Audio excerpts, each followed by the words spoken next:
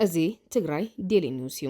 ሰላም ጻን ሃበልና ተኸታተልቲ ቻናልና ከመይ ተቕንዩ ዜና ሰዓት ክነስምዐኩም ኢና። ፈለማ አርስተ ዜና ኣብ ትግራይ ዝርከብ ሓይሊ ፖሊስ 50 ሜታዊ ናብ ውግእ ክወፍር እቲ ዝተረፈ 50 ሜታዊ ድማ ኣብ ደጀን ኮይኑ ጸጥታ ክሕሉ ዝእዝዝ መምርሒ ከመ ዝወረደ ተገሊጹ።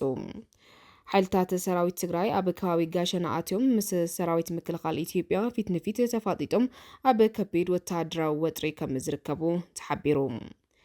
ኢትዮጵያ ብዝተፈላለየ ሸነኻት እቲ ሃገር ብተቃወምቲ ዕጡቃት ሓይልታት ትፍተን ከም ዘላ ተገሊጹ። ዝርዝሩ ክነስዕበልኩም ኢና። ሓይልታት ሰራዊት ትግራይ ኣብ ከባቢ ጋሸና ሾሊኾም ብምእታዎም ምስ ሰራዊት ምክልኻል ሃገር ኢትዮጵያ ፊት ንፊት ተፋጢጦም ከም ዘለው ካብቲ ከባቢ ዝረኸብናዮ ሓበሬታታት የመልክቱ። እቲ ኣብ መንጎ ክልቲኦም ሓይልታት ዝተፈጠረ ወተሃደራዊ ወጥሪ ኢድ ክሃብ ኣይሄበን ኣብ ዝብል ከቢድ ናይ ምፍጣጥ ደረጃ ኣትዮም ከም ዘለው እቶም ምንጭታት ወሲሖም ገሊጾም ኣለው። መንግስቲ ኢትዮጵያ ብወገኑ ኣብ ልዕሊ ወተሃደራዊ ሓይልታት ዘካይዶ ዘሎ ናይ ድሮን ደብዳብ ዝምልከት ሲቪል ሕብረተሰብ ካብ ወተሃደራዊ ናቁጣታት መደብራትን ወተሃደራዊ ምእካብን ዘለዎም ቦታታት ክርሕቕን ኣድላይ ዘበለ ጥንቃቐታት ክገብርን ኣተሓሳሲበሎም። እዚ ኣብ ራያ ኣላማጣን ጋሸናን ዝረአ ዘሎም ወተሃደራዊ ምንቅስቃሳት ኣብቲ ዞባ ዘሎ ናይ ሰላምን ጸጥታን ኩነታት ናብ ዝገደደ ወተሃደራዊ ጉንፂ ከእትዎ ከም ዝኽእል ተገሊጹሎ። ኣብ ትግራይ ዝርከብ ሓይሊ ፖሊስ 50 ሜታዊ ናብ ውግእ ክወፍር እቲ ዝተረፈ 50 ሜታዊ ድማ ኣብ ደጀን ኮይኑ ጸጥታ ክሕሉ ዝእዝዝ መምርሒ ከም ዝወረደ ተገሊጾም። እቲ ናብ ውግእ ክወፍር ዝተመደበ ናይ ፖሊስ ሓይሊ ብስሩዕ ወተሃደራዊ ኣሰራርሓ ብምደባ ክፍለ ጦርን ሬጅመንትን ተደራጅዩ ናብተን እተመደበለን ዞባታት ከም ዝወፍር ተሓቢሩሎም። እቲ ናይ ውዳበ ቅርጺ ከም ዝስዕብ ከም ዝተቐመጠቶም ምንጭታት ኣረድዮም ኣለው። ቀዳማይ ኣብ ሰሜን ምዕራብን ዞባታት ተመዲቡ ስርሑ ክጅመር ተወሲኑሎም። ካልኣይ ኣብ ማእኸላይ ዞባ 2 ክፍለ ጦር ኮይኑ ክውደብ እንተሎም። ሳልሳይ ኣብ ምብራቕ ዞባ 1 ክፍለ ጦር ተመዲቦሎም። ራብዓይ ንከተማ መቐለ ዝሽፍን 1 ክፍለ ጦር ተመዲቡ ከም ዘሎም እቲ መረዳእታ የመልክት። ሓምሻይ ኣብ ደቡብ ምብራቕ ዞባ 2 ሬጅመንት ተመዲቡ ዘሎ ኮይኑ 6 ኣብ ደቡብ ዞባ ድማ ብተመሳሳሊ 2 ሬጅመንት ክወፍር ተወሲኑሎም።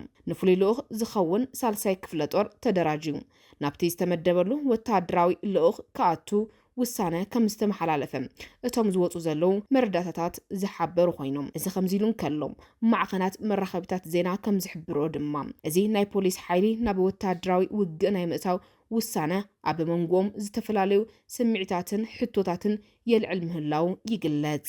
ገለ ወገናት እዚ ውሳነ እዚ ኣብቲ ዞባ ዘሎ ናይ ሰላምን ጸጥታን ስጋት ዘርእዩ ዝብሉ ኮይኖም ካልኦት ተንተንቲ ድማ ፖሊስ ካብ ስሩዕ ሲቪል ጸጥታ ምሕላው ስርሑ ወፅዩ ናብ ወተሃደራዊ ግንባራት ምውፋሩ ኣብ ልዕሊ ደጀን ዘሎ ናይ ሕግን ስርዓትን ምኽባር ስራሕቲ ዓብይ ጽልዋ ከሕድረሉ ከም ዝኽእል ይገልጸለው። እዚ መምርሒ እዚ ካብ ዝወፀሉ እዋን ፖሊስ ትግራይ ህይወት ካድሕን ዝብሉ ዝተፈላለዩ ወተሃደራውን ፖለቲካውን ወፍርታት ኣብ ማሕበራዊ መራኸቢታት ይንጸባረቑ ከም ዘለው ተዓዚብና ኣለና። እዚ ናይ ፖሊስ ሓይሊ ውዳበን ምውፋርን ኣብቲ ዞባ ዘሎ ቁስላውን ፖለቲካውን ዘይመረግጋእ ዘጋድዶ ድዩ ወይስ ንናይ ምክልኻል ዓቕምን ምጥንኻር ዝተገበረ እዩ ዝብል ጉዳይ ብዕቱብ ዝከታተሎ ዘሎ ጉዳይ ኮይኑ ይርከብ። ሓይልታት ሰራዊት ትግራይ ኣብ ከባቢ ጋሸና ኣትዮም ምስ ሰራዊት ምክልኻል ኢትዮጵያ ፊት ንፊት ተፋጢጦም ኣብ ከቢድ ወተሃደራዊ ወጥሪ ከም ዝርከቡ ተሓቢሮም። ብዝተረጋገፀ ሓበሬታ ኣብ ኣርሚ 26 ኮር ሰለስተ ዝርከቡ ናይ 82 ሚሜ ሞርታር ኣባላት ዝነበሩ ሙሉእ ኣሃዱ ብናይቲ ድሮን መጥቃዕቲ ምውቃዖም ዝተገለጸ ኮይኑ ኣብ ክፍሊ ሰራዊት ሓየሎም ዝርከቡ መራሕቲ ሻለቃ ዝርከቦም ወተሃደራት ከቢድ ሞትን መቑሰልትን ከም ዘጋጠሞም እቶም ምንጭታት ኣረድዮም ኣለው። እቲ ዝወፅእ ሓበሬታ ከም ዘመላኸቶ ድማ ካብ ክፍለ ሰራዊት ዝተረፈን ዝተበተነን ሓይሊ ድማ ብእግሪ ናብ ከባቢ ኣየር ማረፊያ ራያ ኣላማጣ ይወርድ ከም ዘሎ ካብቲ ከባቢ ዝበፅሐና ሓበሬታ ይሕብር።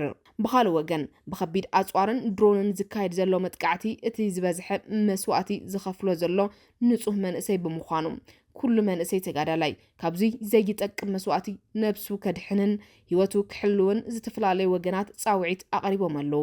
ብተመሳሳሊ ዜና ኢትዮጵያ ብዝተፈላለዩ ሸነኻት እቲ ሃገር ብተቃወምቲ ዕጡቃት ሓይልታት ትፍተን ከም ዘላ ተገሊጾም።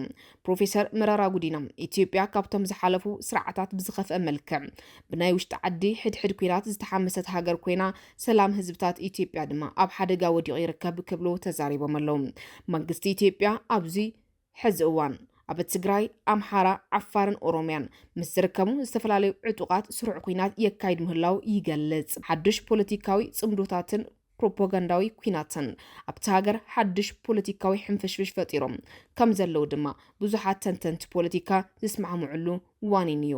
ኣብ ኢትዮጵያ ተፈጢሩ ዘሎ መደናገሪ ፕሮፓጋንዳ ዝመልኦ ሃገራዊ ኩነታት ካብ ዝተፈላለዩ ፖለቲካዊ ምንጭታትን ተንተንትን ዝተኣከበ ሰፊሕ ጸብጻብ ናባኹም ክነብሎ ዝሓረናዮ ዛዕባና እዩ።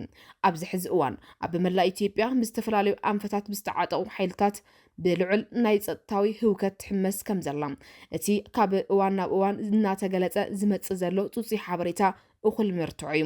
ብፍላይ ድማ ብፍቃድ ኾነ ብዘይ ፍቃድ ምስ ስርዓት ህግደፍ ተተሓሒዙ ኣብ ልዕሊ ህዝቢ ትግራይ ዝፈጸሞ መሪርን ታሪኻዊ ጽንተታዊ ፍጻመ ማእዝኑ ብምቕያር እቲ ሃገራዊ ፖለቲካዊ ናብ ዝኸፈ ቅልውላው ገጹ የምርሕ ከም ዘሎ ፖለቲካዊ ምንጭታት የረዱ።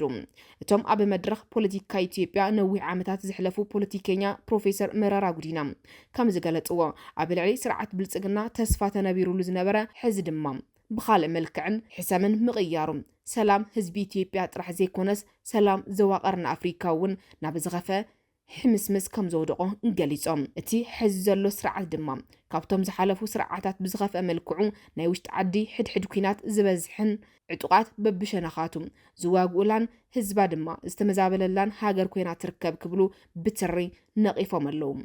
እቲ መስተንክራዊ ኮይኑ ዘሎ ጉዳይ መንግስቲ ኢትዮጵያ ኣብ ትግራይ፣ ኣምሓራ፣ ዓፋርን ኣብ ክልል ኦሮምያን ብሓደ ግዜ ሩእያት ግንባራት ፈጢሩ ምስ ዝዋግኡ ዕጡቃት ሓይልታት ስሩዕ ኩናት ብምክያዱ ስርዓት ሻዕብያ ነቲ ንብርክት ዝበሉ ዓመታት ተኸቢሩ ዝነበረ ሃገራዊ ደብ ጥሒሶም ናብ ውሽጢ እቲ ሃገር ብምእታው እቲ ወታደራዊ ተሃዲድ ንሃገራዊ ህልውና ናብ ዝኸፍአን ዘይተርፍን ኣንፈት ክወስዶ ከም ዝኽእል ተንተንቲ ፖለቲካ የጠንቅቑ። ኣብ መንጎ ፖለቲካዊ ውድባትን ዝተፈላለዩ ሓይልታት ዘለዎ ውግንናን ጽምዶታትን ካብ ዝኾነ እዋን ንላዕሊ ተሓዋዊሶም ናብ ሓድሽ ፕሮፓጋንዳዊ ኩናት እናምርሑ ይርከቡ።